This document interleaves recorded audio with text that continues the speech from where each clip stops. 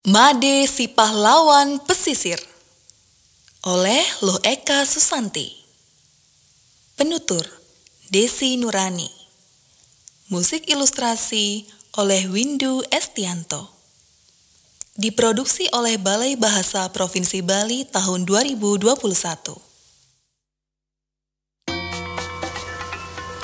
Di sebuah desa nelayan di pesisir pantai, hiduplah seorang anak bernama Made yang tinggal bersama ayah, ibu, dan kakaknya.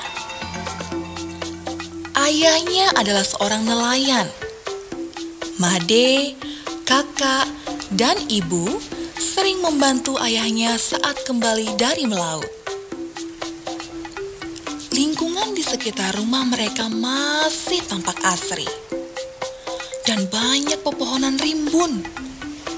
Beraneka ragam binatang seperti penyu, kelomang, burung laut, kepiting, dan berbagai jenis ikan hidup di daerah tersebut. Made sering menyusuri pantai bersama kakaknya. Tak jarang mereka melihat beraneka ragam binatang laut. Di antara semua binatang laut tersebut, penyu dan kelomang adalah binatang kesukaan mereka.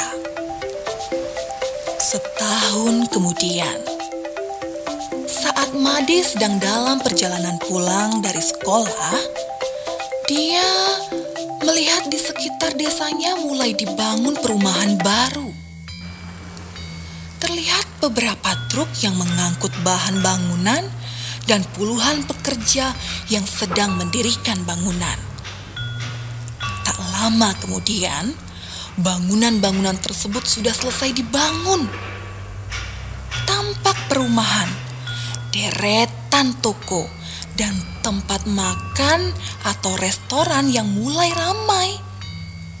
Semenjak itu, area pesisir ini berubah menjadi daerah yang sangat ramai.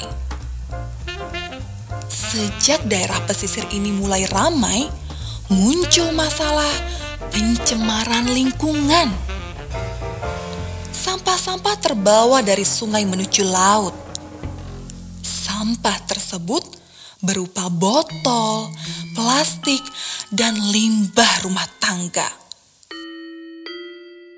Suatu ketika di siang hari, Made mengikuti ayahnya untuk memancing ikan di tepi pantai.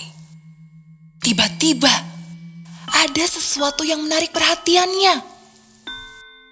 Tampak benda kecil yang bergerak di dekat bebatuan. Made menghampiri benda tersebut dan terlihat keheranan. Ternyata benda itu adalah seekor kelomang dengan cangkang yang aneh. Cangkang tersebut merupakan bagian dari bohlam lampu yang berbentuk ulir. Karena merasa kasihan, Made meletakkan kembali kelomang itu dan segera menyusul ayahnya. Dari kejauhan, ayahnya melambaikan tangan memanggil Made. Menjelang sore, Made dan ayahnya memutuskan untuk pulang. Mereka mendapatkan ikan yang sangat banyak. Made merasa sangat senang dengan hasil tangkapannya hari ini. Tak jauh di depan mereka, nampak seekor penyu. Penyu berukuran besar itu sedang kesulitan berjalan menuju arah laut.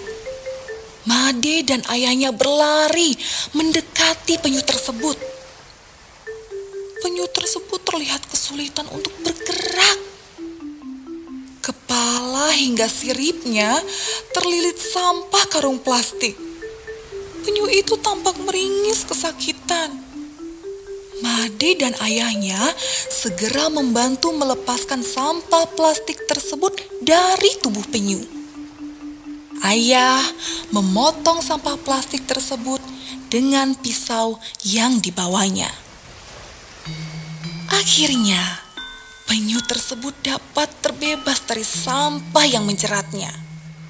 Penyu itu berenang dengan senang menuju tengah laut.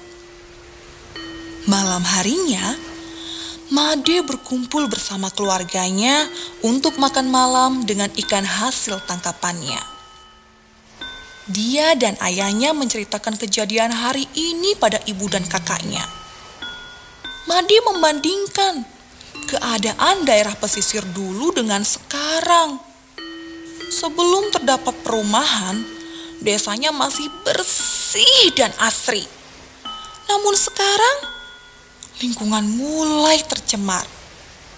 Made menyadari bahwa perumahan itu adalah sumber dari sampah-sampah ini. Sampah ini menyebabkan pencemaran lingkungan dan membahayakan binatang laut. Ia mempunyai ide untuk bergotong royong membersihkan pesisir pantai. Setelah berdiskusi, akhirnya semua keluarga pun menyetujuinya. Keesokan harinya di pesisir pantai, terlihat beberapa orang sedang memancing, bermain air, dan bermain layang-layang. Di tempat yang sama, Made dan keluarganya yang sedang bergotong royong. Made dan keluarganya memungut sampah dan memasukkannya ke dalam kantong sampah. Warga lain yang melihat hal itu pun turut membantu membersihkan lingkungan. Akhirnya, daerah pesisir tersebut menjadi bersih. Warga sepakat untuk melaksanakan gotong royong dan pengelolaan sampah secara rutin. Made pun tersenyum, bahagia melihat daerah pesisirnya bersih kembali.